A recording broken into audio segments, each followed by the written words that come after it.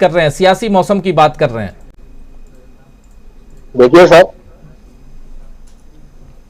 कांग्रेस 3 राज्यों में ठीक कर पाई नहीं कर पाई, छोटे छोटे राज्य हैं, लेकिन कांग्रेस ने शेष 3 राज्यों के उपचुनाव में जो किया है उससे हमें लगता है कि आज जो है बीजेपी के जो बड़े बड़े आका लोग हैं और बड़े बड़े नेता लोग हैं, उनको हो सकता है रात में नींद ना आए, रात में 12 बजे भी जो है मीटिंग हो सकती है उनकी।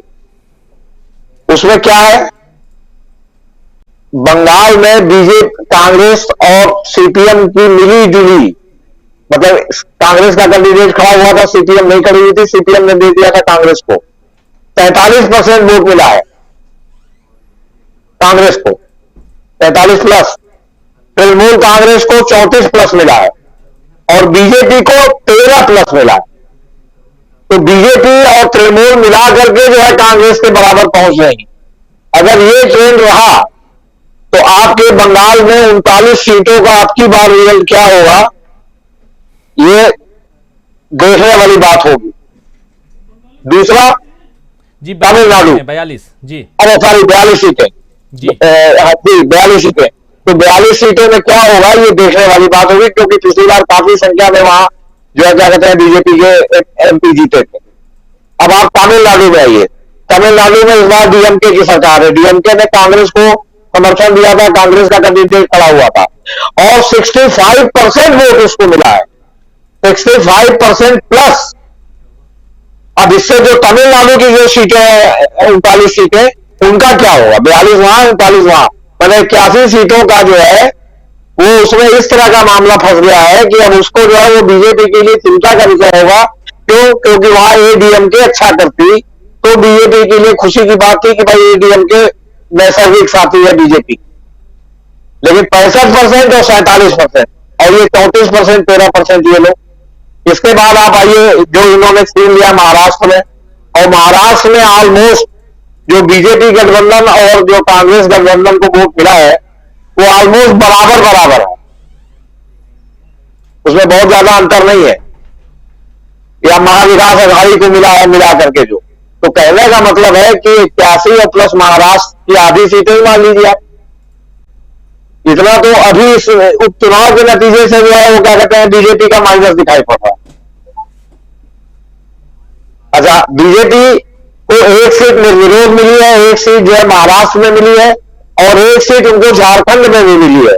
उनकी सहयोगी पार्टी एजेएसयू नाम है संभवतः, उसकी कोई मैडम चौधरी थी, रामगढ़ में चुनाव हुआ था, वहां वो चुनाव जीत गई है। तो इस तरह आप बीजेपी को 3 सीटें कह सकते हैं, 6 सीटों में 3 सीटें इनको और 3 सीटें मतलब एक समर्थन के साथ इनको। कांग्रेस को तो डायरेक्ट 3 सीटें मिली और बीजेपी को मतलब आप समझिए भाई वो एक विरोध वाली मिली और एक महाराष्ट्र वाली मिली। अब ये जहां तक चुनाव आयोग का मामला है, चुनाव आयोग के मामले में हुआ साहब अब ये सीबीआई की तरह जांच होगी और उसमें प्रधानमंत्री के साथ जो है नेता विपक्ष या जो भी सबसे बड़ी पार्टी हो और उसके साथ जो है आपने क्या कहते हैं चीफ जस्टिस रहेंगे। लेकिन अगर चीफ जस्टिस अगर इसकी प्रक्रिया में सुधार नहीं हुआ तो चीफ जस्टिस के लिए बैठक में ये चुनने की मजबूरी होगी कि वो विपक्ष के कैंडिडेट के साथ जाते हैं, विपक्ष की इच्छा के अनुसार प्रधानमंत्री द्वारा नामित कैंडिडेट या सरकार द्वारा नामित कैंडिडेट का विरोध करते हैं, या प्रधानमंत्री के पास जाते हैं। विपक्ष के साथ जाते हैं तो एक परसेप्शन फैलेगा, लोग फैलाएंगे कि साहब चीफ जस्टिस जो है सरकार के खिलाफ है, और उनके साथ जाएंगे तो ये होगा साहब चीफ जस्टिस सरकार से मिले हुए हैं। और ये केस हम लोगों ने सीबीआई के डायरेक्टर की नियुक्ति में पिछले दिनों देखा था, जब रंजन गोगोई ने आंख मूंद करके सरकार के कैंडिडेट पर हाथ रख दिया। तो इसका सिर्फ ये इससे हल नहीं होगा मसला कि आपने इसमें चीफ जस्टिस को शामिल कर लिया है, इसको भी आपको उस तरह करना पड़ेगा जैसे कॉलेजियम ने पिछले दिनों ये दिया था ना कि किसने क्या राय दी, उसको सार्वजनिक किया था। तो इस मामले में भी जो चीफ जस्टिस के पास मीटिंग के बजाय जो पहले नाम भेजा जाना चाहिए, उसमें पहले विपक्ष के नेता का क्या विचार है और आपके प्रधानमंत्री जी का क्या विचार है, और उसका जो भी प्लस माइनस है भेजा जाए और फिर चीफ जस्टिस उस पर निर्णय ले। कुछ न कुछ प्रक्रिया में सुधार नहीं करेंगे तो जिस तरह सीबीआई की नियुक्ति होगी, अगर चीफ जस्टिस मिल जाए प्रधानमंत्री से तो सीबीआई की तरह नियुक्ति फिर हो जाएगी। इसलिए इसकी निष्पक्षता के लिए इसकी प्रक्रिया में सुधार का भी कोई न कोई उपक्रम होना चाहिए, तभी जाकर के इसका नतीजा हासिल होगा। हालांकि फिर भी जो अभी तक पूरी तरह सरकार के पास था, उसमें जब 3 आदमी का नाम अब हो गया, चीफ जस्टिस साहब ये लोग भी रहेंगे, तो जो अभी तक हो रहा था उसमें कुछ न कुछ सुधार तो निश्चित आएगा। लेकिन अगर वास्तव में आप स्वतंत्र और निष्पक्ष चुनाव आयोग चाहते हैं तो उसमें प्रक्रिया में भी सुधार के लिए कुछ न कुछ कदम आपको उठाने पड़ेंगे। और आप ये समझिए कि कितनी बड़ी टिप्पणी जस्टिस के.एम. जोसेफ ने अपने जजमेंट में की। उन्होंने कहा कि यह भी जरूरी है कि वह अपनी ड्यूटी संविधान के, मतलब चुनाव आयुक्त संविधान के प्रावधानों के मुताबिक और कोर्ट के आदेशों के आधार पर निष्पक्ष रूप से कानून के दायरे में रहकर निभाए। इसका क्या मतलब है? इसका मतलब तो ये है ना कि अभी तक ऐसा नहीं हो रहा है, सुप्रीम कोर्ट की टिप्पणी करने की जरूरत क्यों पड़ती? सवाल इस बात का है कि क्या जो नया चुनाव आयोग बनेगा वो बताएगा कि जो है वो जो चीफ जस्टिस और इनके कहने पर उनके हिसाब से बनेगा, तो क्या वो बताएगा कि 19 लाख ईवीएम का गायब कहां है? क्या वो बताएगा कि जो 373 लोकसभा सीटों का मामला आपके सुप्रीम कोर्ट में लंबित है, कि जो वोट पड़ा और वोट निकला दोनों में अंतर है, लोकसभा चुनाव के 19 के लोकसभा चुनाव के, क्या वो बताएगा कि ऐसा क्यों है या भविष्य में ऐसा नहीं होगा? मैं आपको त्रिपुरा के चुनाव पर पूछता हूं। त्रिपुरा का चुनाव 16 तारीख को हुआ और आपका नागालैंड और मेघालय का चुनाव 27 तारीख को हुआ। ये 16 तारीख को क्यों हुआ? त्रिपुरा इतना बड़ा स्टेट है क्या? ये 11 दिन पहले जो उसका चुनाव हुआ वो भी तो 27 को साथ में हो सकता था, या 16 तारीख को चुनाव मेघालय नागालैंड का होता। क्या कहते हैं, क्योंकि हर जगह जो है आ रहा था कि त्रिपुरा बीजेपी के हाथ से निकल रहा है। माणिक साहब चुनाव हार सकते हैं, जो वहां के चीफ मिनिस्टर है, मुश्किल से 800 वोटों से जीते हैं। मैं सीधा आरोप लगा रहा हूं कि कम से कम 10 से 15 सीटों में भी अगर मैनेजमेंट हो गया होगा तो ये रिजल्ट है।